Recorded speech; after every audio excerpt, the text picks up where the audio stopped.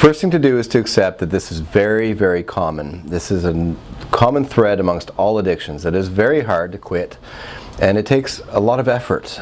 The first thing to do is to take solace and realize that you're not alone. There are other people who are going through the same thing. The next step is to connect with these people. By being with others, it seems to just help take the edge off, takes the stress off. We don't feel so much shame and guilt and embarrassment when we're immersed in a group of other people who are going through the same thing. So it's empowering. This can take place in a variety of settings. This can take place in a 12-step group like AA or NA or Cocaine Anonymous, Gambling Anonymous. This can take place in a rehab. This is where rehab really offers a lot more. 12-step groups can be helpful, but alone there's less success because the lifestyle changes that are suggested in 12 steps are not fully comprehensive. So some of the steps are excellent, particularly identifying what my weaknesses are and trying to improve upon them, identifying how I've hurt which people I've hurt before and trying to make amends to them, trying to use other techniques of coping with stress like meditation and prayer, mindfulness. These are all things from the 12-step groups that are helpful, but in my opinion, a rehab will provide you with a lot more information.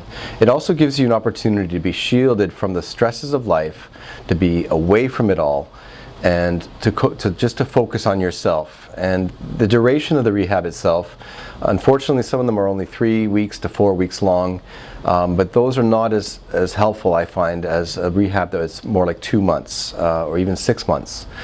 The reason why is because we need to learn to live our lives and cope with stresses without relying on our crutches, whatever drug or substance this may be. We can learn in rehab the various techniques of identifying what those stressors are in my life, techniques of learning how to be open with other people and communicate. Expressing myself also helps take the edge off. Relapse prevention techniques. This is being aware of my own thinking, being aware of what triggers me, and to learn how to cope with these triggers in real time. And eventually you learn techniques of just riding it out, and it lasts typically less than a minute. These are just some examples I want to illustrate to you of techniques that you can learn in rehab that are not available at a 12-step group. Also learning how to substitute the time spent towards using drugs with healthy activities. So things like recreation, entertainment things, leisure activities, hobbies, time with other people, volunteering as well. Speaking out about addiction. All of the above helps connect us with others, and it takes us out of the isolation that is so much of a part of an active addiction. 3 tips to quitting drugs or alcohol. The first one is to do your research, to look into what are the complications of suddenly stopping drug use or alcohol use, and is there withdrawal syndrome associated with it. This is important because with things like alcohol, a person can potentially have a fatal reaction by suddenly ceasing. So it's important to know ahead of time, should you be going on any special medications that can bridge you in the short term through detox, eventually to be tapered, to ease the withdrawal itself. The same thing can be said about the opioids as well, with opioid replacement therapy. So doing the research, finding out online, doing your research, speaking to other people who have been through it, it can be very, very helpful.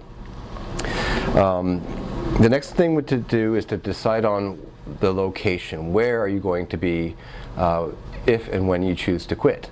And this can be at home, in the comfort of your own home, which is ideal, but not good if somebody, let's say, is elderly and has a lot of other medical problems going on. And in that situation, the best thing to do is to be in the hospital.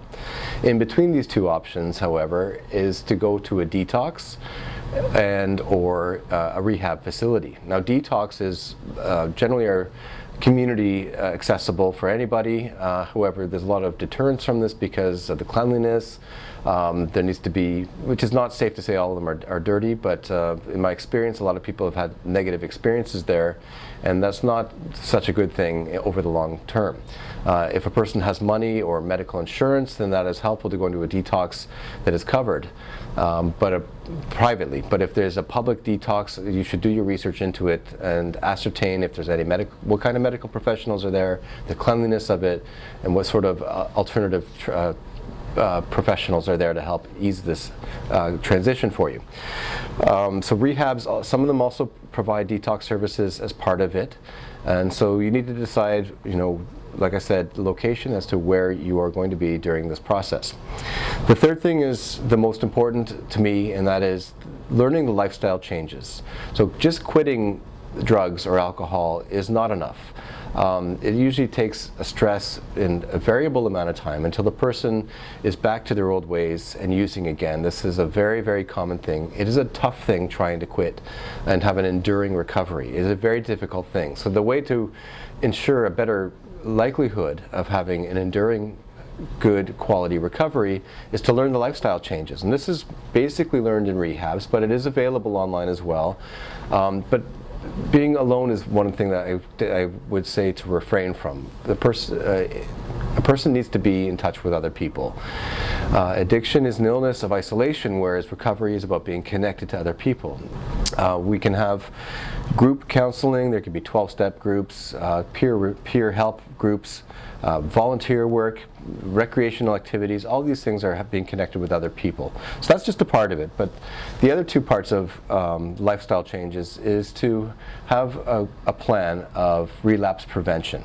So what this says is, if I am experiencing cravings, what can I do to help ride it out or prevent it? And things like speaking to your sponsor, which is part of 12-step, or it doesn't have to be 12-step, just speaking to somebody who knows what you're going through, who can help coach you through this. Sobriety coach is another one.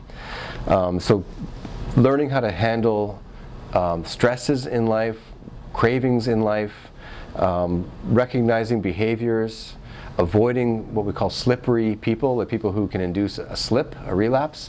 This is what I mean by people who are using, and if you're bringing yourself into their environment, that you are more likely to slip. So that's why they're called slippery people, slippery places, not going to places. For example, if a person has a history of alcohol abuse, not to go to a bar, for example. And slippery things. So not looking at the liquor bottles, for example, or your previous drug paraphernalia. It's better to have a clean slate on this situation. So those are just some of the lifestyle modifications that a person can employ.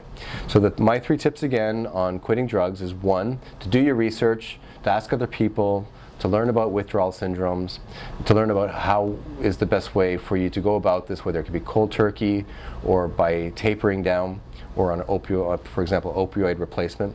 The next one is to decide where will you quit over the short-term acute detox process. Would it be at home?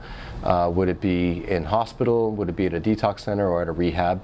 And finally, the most important part that encourages a long-term recovery that's helpful and healthy is to engage in the lifestyle changes. And this can involve a whole host of things, most importantly, relapse prevention. There's also cognitive therapy to be aware of what potential triggers there are for me that can cause cravings, and to balance everything out with a little bit of fun and time with other people. If you have any questions or comments, please leave it in the comments box below.